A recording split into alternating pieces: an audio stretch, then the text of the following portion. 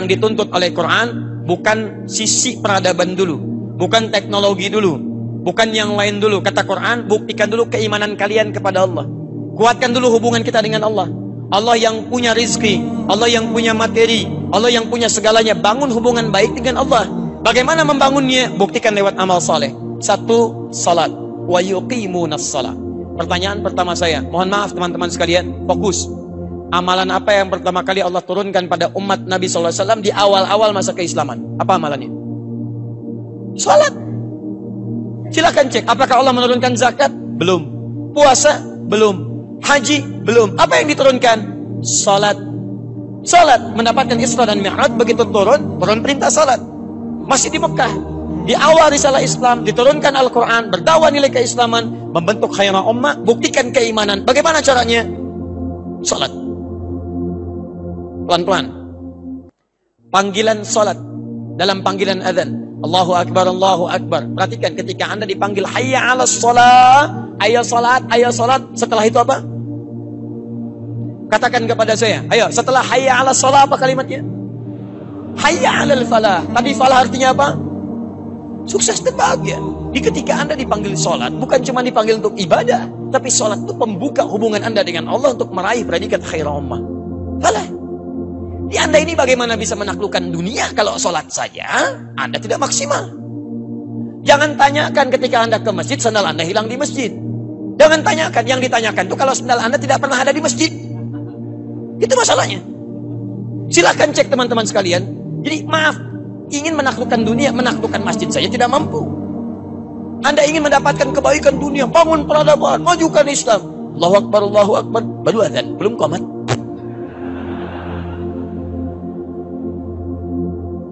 Lihat pelan-pelan. Jadi membangun sifat baik itu bermula dari dalam diri kita. Bangun hubungan baik. Baik, sholatnya seperti apa? Ini rinciannya. Kalau sholat sudah dilakukan dengan baik, bagaimana hasilnya? Lihat baik-baik ya. Kita evaluasi diri dulu pelan-pelan. Bagaimana caranya seseorang sholat bisa melahirkan predikat yang terbaik? Ingat baik-baik tadi? Masih ingat tadi? Jadi ketika keimanan itu meningkat, sifat umat terbaik, ta'muruna bil wa tanhauna 'anil. Perhatikan, kenapa Anda diminta sholat? Salah satu rahasianya Quran surah 29 ayat ke-45. Utslu ma uhya ilaika minal kitab wa aqimis shalah. Inna salata tanha 'anil fakhsya. Inna salata tanha 'anil fakhsya munkar. Mencegah perbuatan fakhsya dan munkar. Kuntum khayra ummah ukhrijat lin-nasi ta'muruna bil ma'ruf wa tanhauna 'anil munkar. Tanhauna 'anil munkar.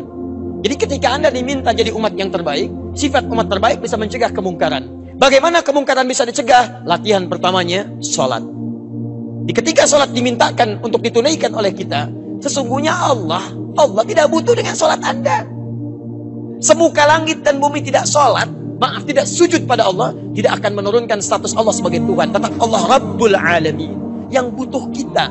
Ternyata ketika dipanggil sholat, Allah ingin menghilangkan sifat mungkar dalam kehidupan kita. Ketika dipanggil sholat, Allah mengajak kita untuk mendapatkan khairah ummah.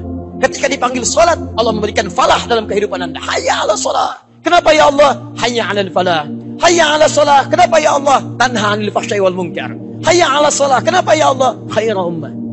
Duhai Anda yang menambahkan khairah ummah, coba lihat keadaan sholat Anda. Satu. Makanya kalau sholat seseorang benar ini, kemungkaran itu hilang. Hilang.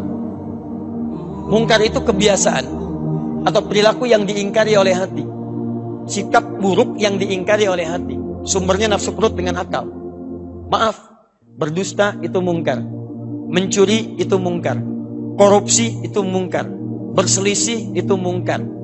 Silahkan cek, dari sekian Anda sholat, berapa kali Anda bisa menghilangkan sifat-sifat buruk yang disebutkan? Katanya rajin sholat, bahkan rajin ta'lim. Ta'limnya Quran dan Sunnah. Sholatnya belajar sifat sholat Nabi SAW. Tapi Masya Allah, lisannya luar biasa. Celak seorang, berselisih dengan orang lain. Satu dengan yang lainnya tidak pernah selesai. Itu bukan khairah ummah namanya. Mana faedah sholatnya? Katanya yang jadi khairah ummah, sholat mencegah perbuatan mungkar. Betapa banyak orang ke masjid kehilangan sandalnya. Silahkan cek. Jadi teman-teman sekalian, ada cara pandang baru yang harus kita keluarkan. Kalau Anda ingin jadi khairah ummah, maka setidaknya perdalam keadaan sholat kita. Nih, ini cirinya. Saya sudah selesaikan bab sifat sholat ini. Ya, pada kedatangan saya awal-awal di Bandung, Dan ternyata semua bacaan dan gerakan sholat itu ada maknanya. Demi Allah saya katakan pada Anda ya, saya ulang sekali lagi ya, Anda cukup pelajari ini, belajar sholat dengan baik, maka Anda akan terbebas dari perbuatan mungkar. Bahkan fahsya akan hilang dari dalam diri kita. Akan hilang. Karena ternyata ketika Anda sholat, itu semua bacaan dan gerakan sholat, dari mulai awal sampai akhir, itu ada maknanya. Dan Nabi membimbing dengan keseluruhan.